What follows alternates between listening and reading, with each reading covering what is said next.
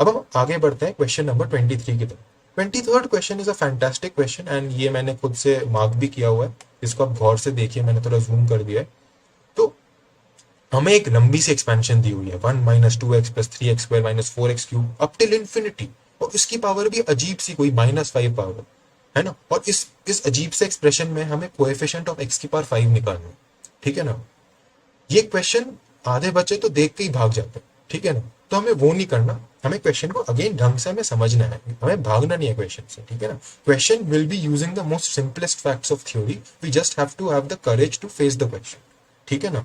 तो the question is that we have to find the coefficient of x raised to 5 in the expansion of this 1 minus 2x plus 3x square minus 4x cube up to infinity की power -5, ठीक है ना।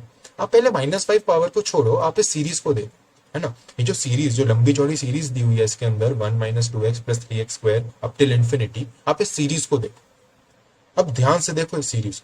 पहली बात तो जब भी आप कोई सीरीज को देखो, सीरीज को थोड़ा सिंप्लीफाई करने का आप में इंस्टिंक्ट होना चाहिए, है ना। आप में सिंप्लीफाई कैसे कर सकते हो आप, कि आप देखो कि कहीं ये कोई एपी तो नहीं, कहीं ये कोई जीपी तो नहीं, कोई स्पेशल सीरीज तो नहीं। तो आपको कोई भी सीरीज दिखे तो सीरीज फॉर्म में चीजें कई बार अच्छी नहीं लगती, तो our first thought should be कि can this series be simplified. अब आप इस सीरीज को भी देखोगे तो ये सीरीज भी कोई ऑर्डिनरी सीरीज नहीं है। आप सीरीज को देखोगे तो इसके जो टर्म्स हैं वो जीपी में है। आप देख रहे हो कि हमेशा एक्स एक्स से बढ़ रहा है, पहले यहाँ एक्स की पावर 0 है, 1 जब है, फिर यहाँ एक्स की पावर 1 हो गई, फिर यहाँ एक्स की पावर 2 हो गई, फिर यहाँ एक्स की पावर 3 हो गई, और ऑल्टरनेट माइनस प्लस हो रहा है। तो एक तरीके से आप कह सकते हैं कि every term, every consecutive term is being multiplied by -x, ठीक है ना। So the terms are in GP with a common ratio of -x, है ना। आप ध्यान से देखेंगे तो हर टर्म में -x मल्टीप्लाई हो रहा है ना। यहाँ पर x की पावर 0, फिर -x मल्टीप्लाई हुआ, फिर माइनस इंटू माइनस प्लस हो गया, यहाँ पर x मल्टीप्लाई हुआ, x की पावर 2 हो गया, है ना। फिर से -x मल्टीप्लाई हो गया तो -x क्यूब हो गया, है ना। फिर आपके पास प्लस x की पावर 4 आ जाएगा एंड सो ऑन।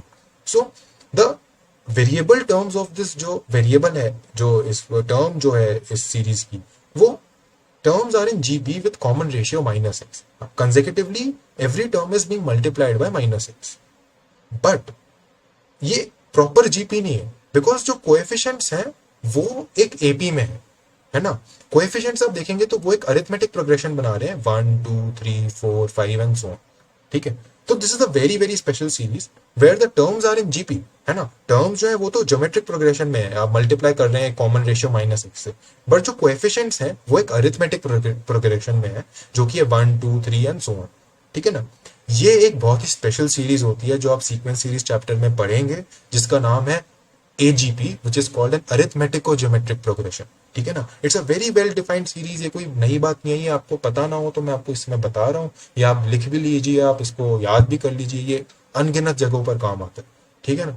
कि ये जो सीरीज है ये बहुत ही स्पेशल सीरीज है, इसको हम एक AGP कहते हैं, अरिथमेटिको ज्योमेट्रिक प्रोग्रेशन। इस सीरीज की खास बात ये है कि टर्म्स वैसे तो जीपी में है ना, आप कंसेक्यूटिवली -x से मल्टीप्लाई कर रहे हैं, एक कॉमन रेशियो है, एक जीपी तो है, but the coefficients of every term is in arithmetic progression.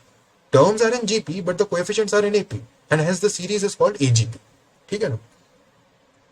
अब हमें क्या पता होना चाहिए इस क्वेश्चन के लिए, तो अगेन आप इसको एक थ्योरेटिकल फैक्ट की तरह याद रख सकते हैं कि sum of infinite terms of an AGP with common difference D and common ratio R is given by this, ठीक है ना। ये एक सिंपल सा निर्दोष सा फॉर्मूला है जो आपको याद रखना है कि आपके पास एक इनफाइनाइट AGP है ना। ये एक इनफाइनाइट AGP है ना। इस AGP के टर्म्स जो है वो इन्फिनिटी तक जा रहे हैं, ठीक है ना। तो ऐसी सीरीज जो AGP होती है, इसके सम अप टू इन्फिनिटी का फॉर्मूला होता है A divided by 1 minus r plus DR divided by 1 minus r की पावर 2, ठीक है। इसमें A क्या है, A is the first term of the series, है ना, जो कि यहाँ पर 1 है ना। फर्स्ट टर्म में सीरीज का 1 है, पर A का वैसे मतलब, ये तो आप जनरल फॉर्मूला है जो आप किसी भी क्वेश्चन में अप्लाई कर सकते हैं, ठीक है ना। कोई भी आपके पास AGP दिया हो, हाँ, provided it's an infinite AGP, है ना, इनफाइनाइट टर्म्स होनी चाहिए। आप फाइनाइट टर्म्स ऑफ AGP नहीं पता कर सकते इस फॉर्मूले से, आपको ध्यान रखना होगा कि term should be up to infinity, ठीक है ना। तो अगर आपके पास एक AGP है which has terms up till infinity, so the formula is given like this, and the A represents the first term of the series, R represents the common ratio and D represents the common difference, ठीक है ना। तो इस basically इस formula में आप खुद देख सकते हैं कि इसमें दोनों AP और GP की झलक है, और इसलिए इसको AGP कहते हैं, है ना। आर जो होता है वो इसमें जीपी की कैरेक्टरिस्टिक लाता है ना। R is the common ratio जो कि एक जीपी का कैरेक्टरिस्टिक है ना। और d is the common difference जो कि एक एपी का कैरेक्टरिस्टिक है ना। तो इसमें दोनों कैरेक्टरिस्टिक मौजूद है, तो hence it's called an AGP. ठीक है, तो आप इसमें पता करेंगे तो हमें सीरीज ये दी हुई है 1 - 2x + 3x² - 4x³ है ना। आप इसमें ध्यान से आइडेंटिफाई करेंगे तो ए की वैल्यू 1 है, हमें ये फॉर्मूला अप्लाई करना है ना। तो ए डी और आर की वैल्यू हमें पता करनी होगी। तो ए की वैल्यू तो 1 है बिकॉज फर्स्ट टर्म इज 1 है ना।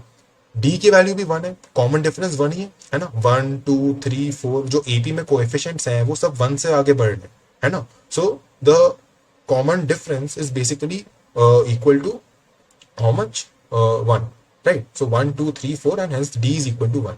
एंड कॉमन रेशियो जो है वो -x है बिकॉज ऑल्टरनेटिव प्लस माइनस है और x की पावर बढ़ रही है। तो आप कह सकते हैं कि every consecutive term is being multiplied by -x है ना। यहाँ x की पावर 0 है, फिर आपने -x से मल्टीप्लाई किया तो आपके पास -2x आ गया, फिर आपने -x से मल्टीप्लाई किया तो आपके पास +x² आ गया, फिर आपने -x से मल्टीप्लाई किया तो आपके पास -x³ आ गया एंड सो ऑन।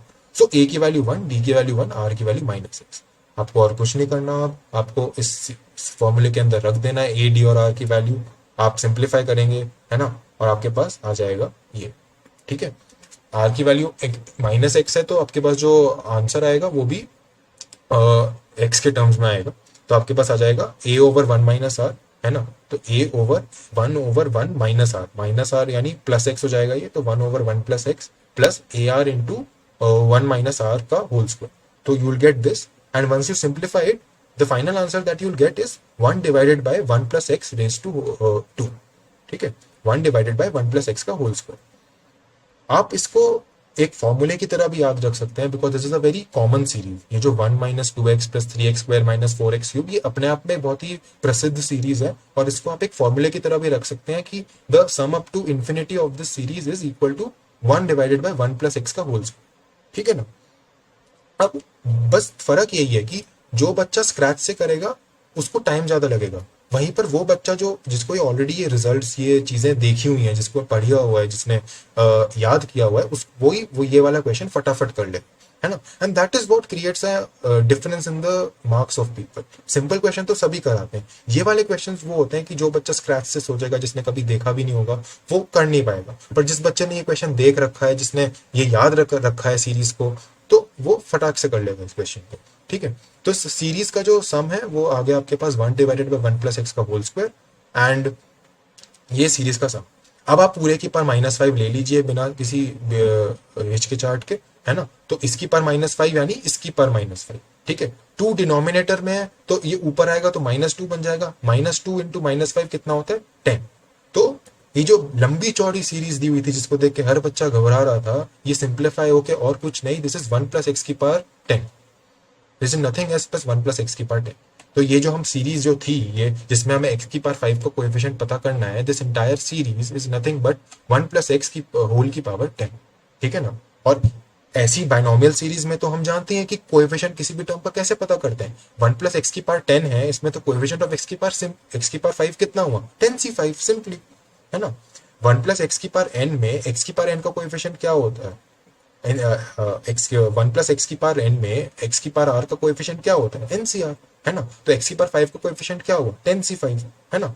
तो आपके पास और कुछ नहीं, बस ये आ गया 10c5 which is 10 factorial divided by 5 factorial times 5 factorial and hence the solution is nothing but option A which is 10 factorial divided by 5 factorial का होल स्क्वायर। आप यहाँ भी देख सकते हैं, ये आ गया आपके पास। ठीक है, तो आप ये अगेन बहुत ही अच्छा क्वेश्चन था, ये कम ही लोग कर पाएंगे ऐसा क्वेश्चन। तो इस क्वेश्चन में बेसिकली सीख यही थी कि आपको पता होना चाहिए था ये सम ऑफ सीरीज। ठीक है ना, इसको और करने का कोई और तरीका नहीं है। जो बच्चा ये आइडेंटिफाई कर पाएगा कि ये एक एजीपी है ना, जो मैंने यहाँ एज अ थ्योरी भी लिख दिया है आपके लिए, है ना। जो बच्चा आइडेंटिफाई कर पाएगा कि ये एक एजीपी है, जिसको पता होगा ये सम अप टू इन्फिनिटी का फॉर्मूला, है ना, या फिर जिसको ये रटा होगा कि इस स्पेशल सीरीज का सम ये होता है, वही ये बच्चा ये प्रॉब्लम कर पाएगा।